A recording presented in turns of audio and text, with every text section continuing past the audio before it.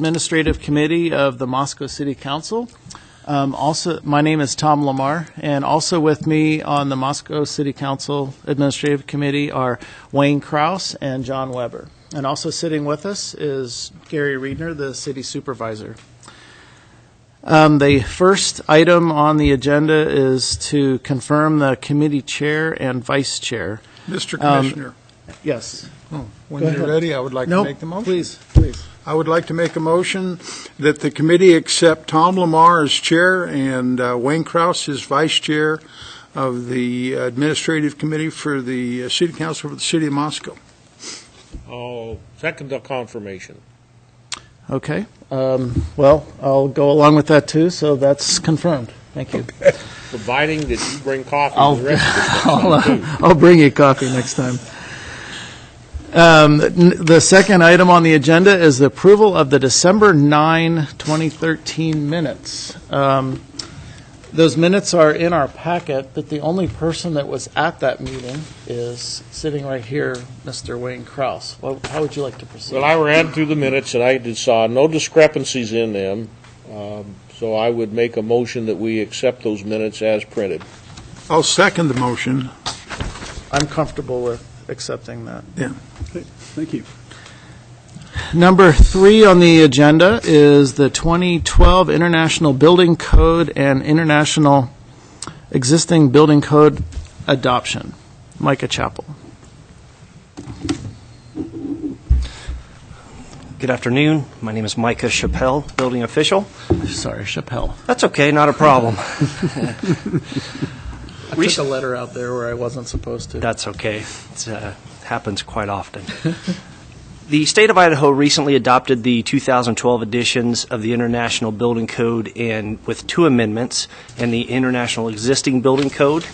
As required by law, following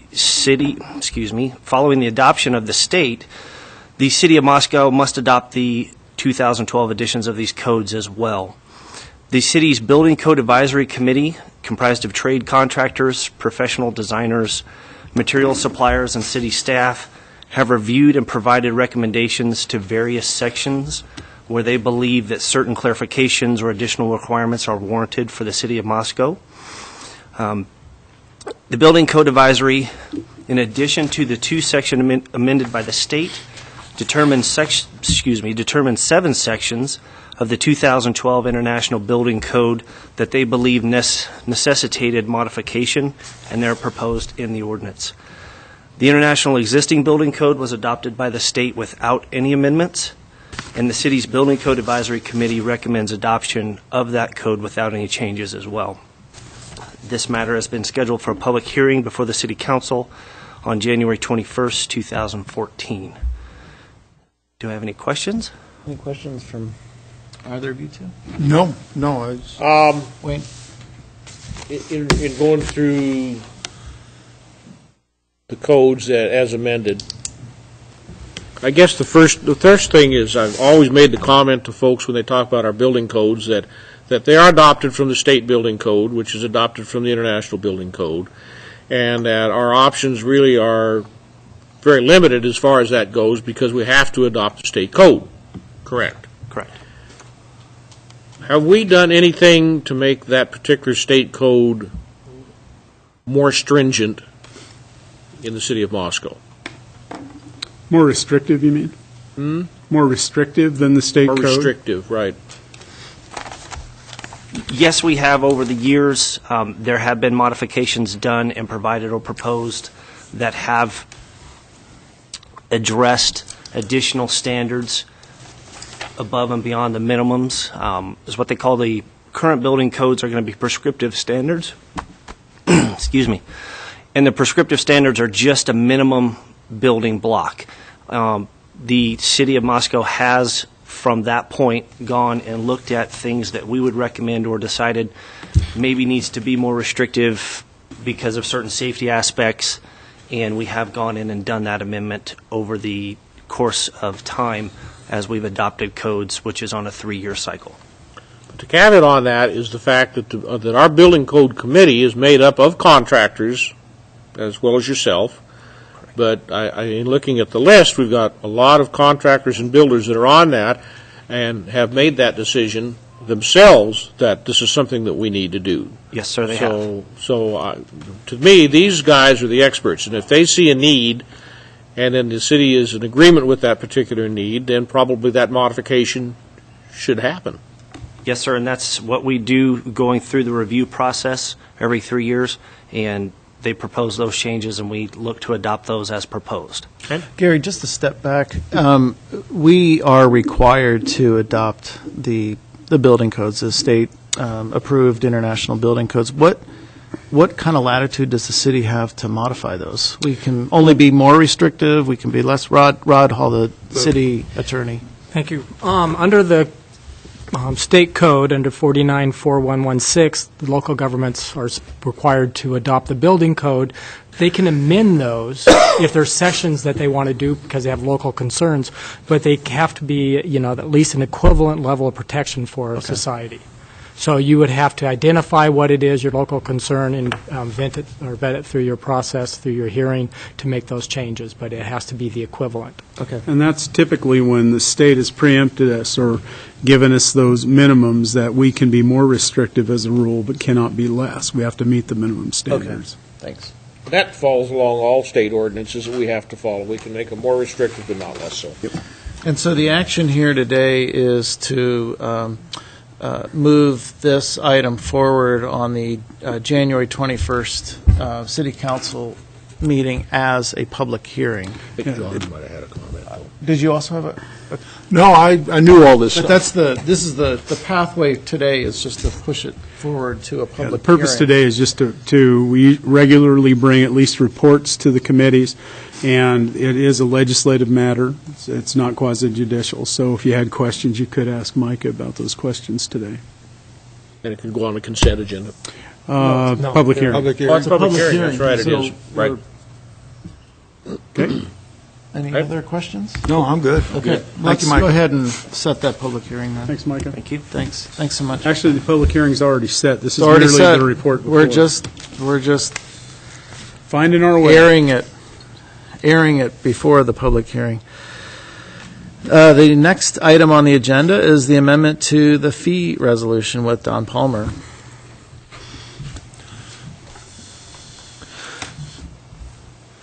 Came to our attention here in the last week that we had omitted the 3 charges for impounding and vehicle tows.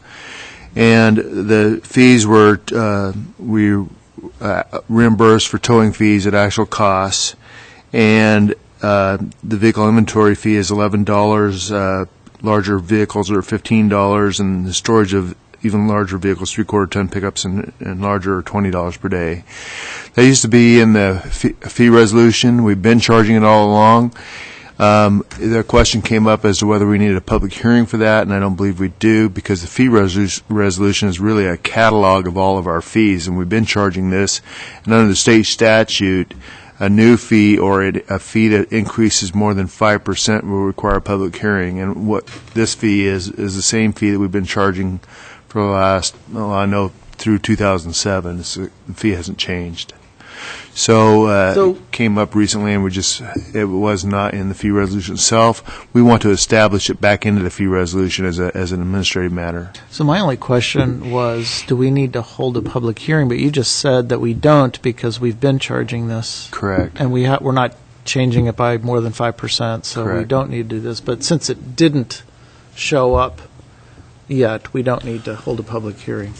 Yeah, we went back, and what happened was we were just checking through the fee resolution through the police department. And up through 2009, the fee was listed in the fee resolution. We've always charged it back to the early 80s, late 70s.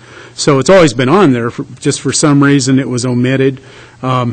We've continued to charge it. It's not a new fee, and we haven't are not proposing increasing it. So it's just a matter of listing it on the resolution. But we want to make sure that if someone refers back to that resolution, they've captured as many fees as the city charges. I hate to ask this question, but since it was omitted to this point this year from the fee resolution, and I'm assuming we've made some charges on that, can we legally do that since it wasn't included in the fee resolution. Here comes Rod. Comes Rod again. You heard that word legally. Here comes Rod. City Attorney Rod. Yeah, the city's practice has been is to charge this. I mean, it was come up that it had been inadvertently admitted. It was more of a Scrivener's error. It was just a technicality. It wasn't really going to affect anything legally. If somebody wanted to challenge it, the city practice has that the intent was to be there for some reason because the technology or when it got reformatted, it wasn't there. We went back and looked, and there's no record anywhere of anybody saying, let's take this off. Normally, if you're going to get rid of a fee, there would have been some discussion somewhere in the minutes talking about why they're going to get rid of something. Okay, good point. And so we couldn't find anything. So that'd be the cover then, is the council never formally said we're going to get rid of that fee. No. Correct. I prefer to think of it as And we have- reasoning rather than cover, but And we have examples of fees that we have dropped off where they are recorded as such in the minutes. And mostly in the sanitation fund is what comes to mind most recently. Okay, good. John, do you have any questions? As long as we've, dotted the i's and crossed the t's, and we are not charging people any more than we were charging them, I think we ought to just put it back in the fee resolution and move ahead. yeah, there was a discussion as whether or not we even needed to make any change, just continue it out this year and then include it next year. But we think the better practice is to go ahead, have the resolution amended so it is included, so there's no question. And again, so next year when we adopt the fee resolution, that it's already in there. I'm good. Consent agenda? Okay, let's go ahead and put it on consent. Okay. That'd be great. Thanks so much. Thanks. Next item on the agenda is item number 5, custodial services contract with Tom Grundon. And a decent amount of backup material. Good afternoon, Councilman. Tom Grundon, Parks and Facilities Manager, and I'm here today to present to you a proposal for a new 3-year agreement with ABM Janitorial Service, following on the heels of our last 2 3-year contracts that were both terminated midstream for lack of quality service, as I mentioned in my memo. We went out to bid recently and received 2 submittals after a mandatory pre-bid meeting, and both ABM submitted as well as Clearview Cleaning out of Boise. ABM is currently our interim cleaning contractor for the second time around. And we, after talking with various building representatives, Jay Lewis, the facilities supervisor, changed the bid specs a bit from the past in order to strengthen accountability to the city over previous contracts.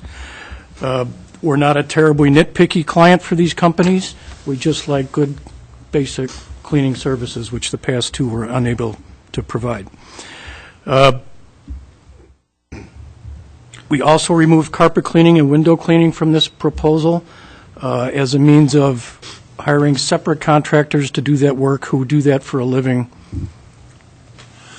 Yeah, I've got a question. I've had, over the years, I've had ABM clean my carpets in my house, and they were always on time and did a great job.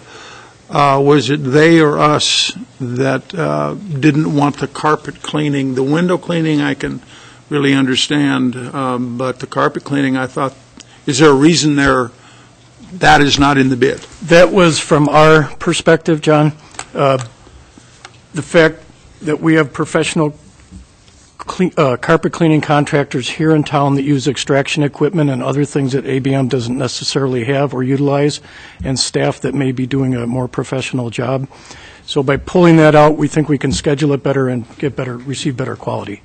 At roughly the same? Yes. No, actually, it'd be lesser cost probably. Okay, thank you. I can't recall, is vacuuming part of the regular cleaning? Yes. And it's the actual, taking it to the next level, carpet cleaning? That's correct. Been pulled out, okay. Oh, yes. So that said, I have the proposal in your packet for the 3-year contract with ABM, 3 different years, 3 different price tags associated with that. So Wayne, did you have any? Couple of comments or questions, I don't know, just maybe clarifications.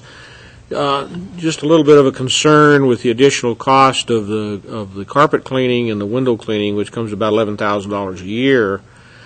And when we look back at the previous bids, it was $89,000 for a substandard cleaning service, and I assume that included cleaning carpets and doing windows. That's correct. And so now we temporarily contracted with ABM for, what, $92,000? Is that what it is we're paying them? Yes, And that includes carpet cleaning and windows. correct. But now the bid that we want to accept from ABM for the first year is $93,000 without the carpet cleaning and the windows, which leaves us actually at $104,000 for janitorial services, which is a pretty good jump over what we had before. Correct. Some of the reasons for that are additional cleanings at the city shop. We're going from 2 nights a week to 5 nights a week because the building is so heavily utilized. We're incorporating additional reporting requirements. It's going to take the contractor more time and effort, both on their daily staff and their supervisory staff and their managerial staff, to be more responsive to the city. They will now be required to wear shirts and name tags. There's a number of things that we put into the contract, Wayne, that were not there previously as a means of getting more accountability to the city. I have to answer to residents in each building, so to speak, and continually hear numerous complaints, the same type of thing over and over, that I couldn't necessarily take a bite out of the contractor because of the language that was previously utilized. So that did, in effect, raise our costs, but I felt it was worth the extra funds to get a decent level of cleaning. Yeah, I can kind of concur as far as I spend more time probably down at the Intermodal Transportation Center visiting with them, and I know that they've had some concerns Correct. Upon the janitorial service there. So the rewriting of this contract and these additional things that you put in there should make it better, right? In theory, yes. Yeah. Gary? Okay. Yeah, adding the ITC is a part of the contract, too, that was contemplated under this. So it was not when the last contract was negotiated. We have had some challenges down there with previous contractors. The interim services is provided, of course, were under the old contract. This is designed, hopefully, to get a better product. We've looked at hiring janitors, whether we would be better off to do that. Tom indicated to me that the savings typically is around 23% over going with an outside firm than hiring in-house janitors. So it seems like the best way to go at this time. We've had, probably for the last 3 years, pretty much substandard janitorial services. And as Tom indicated, there's hardly a week goes by that he doesn't receive some complaint from somebody about doors being left open or dirt on the floor that's been there for weeks on end. So hopefully by giving more focus on the day-to-day cleaning and separating out those annual or biannual or semi-annual cleanings, that we'll be able to get a better product. And I've met with the manager of ABM, Jay Lewis, and myself, and we spent about an hour and a quarter last week detailing the changes in here and mandating the level of service that we'd like to see over and above what they're providing now. And they were very receptive to that and look forward to the challenge. Gary, you mentioned a 23% savings, I think, doing it this way rather than having our own staff. Where is that primarily located, that 23% savings? Well, it would be if we were to hire people. So it'd be in, you have to make sure you have coverage. One of the things when you go with a contractor, you're contracting for the service.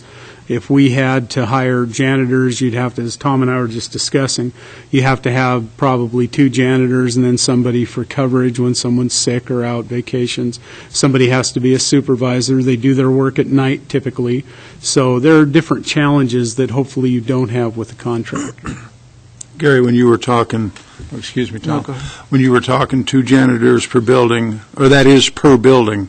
No, it'd be 2 janitors citywide, I believe. If not more. I mean, with the addition of the ITs, we have 10 buildings that we're cleaning currently. Yeah. So it's not You're not insubstantial. going to get all this cleaned with 2 people. Probably not. No. So that's where I At least mentioned. 4. Yeah. Gary? No, that's fine. I guess, to me, it seems like a pretty good deal price-wise. It makes me almost a little bit concerned that it's so cheap that maybe that's part of why we're getting a lower quality in that.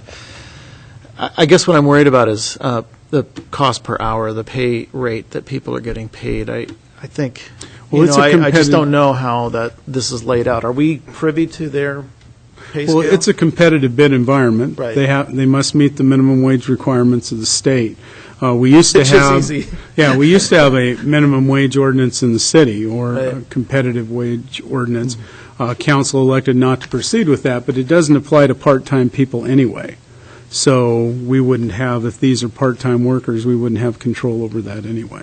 Well, and Idaho is known now as the number one state for highest percentage of minimum wage workers. I suppose that's Well, it is competitively bid, sure. so, and we only had 2 respondents this Correct. time. And one of those respondents, the one that we're leaning toward, is local, and the other one is in Boise? It's a regional company. ABM is a regional company Yeah. with one of their Offices. offices of operation here in Moscow. And Clearview, the other proposer, is out of Boise, but they do have a satellite office in Spokane, John, and they're looking to expand their services in this direction. So at this point, if we've got a problem, we can make a local call. Absolutely. And the ABM Janitorial South Central, Inc., that's in reference to this office here, is that what? That's their corporate name for the Okay. Moscow office. Okay. Yes. One thing I noticed in the packet, I guess it's the signature page, we have the wrong name for mayor, so Yep. that's going to have to get fixed. Correct. Wayne? Well, I noticed that, I can think back at least 2 years, I know ABM has consistently bid on this and lost the bid because they got underbid by what turned out to be substandard cleaning services. Correct. We chose the folks with the lower bid and made the assumption that they were going to be able to get the job done, and they didn't get the job done. ABM, I think, I'm very comfortable with them.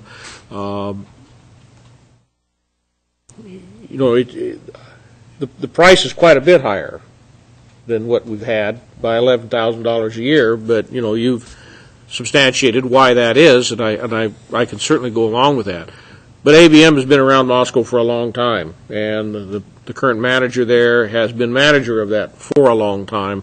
I think they do a quality job, so I'm not concerned about that. I think they'll work out well. Sounds good. Sounds like we're moving this forward.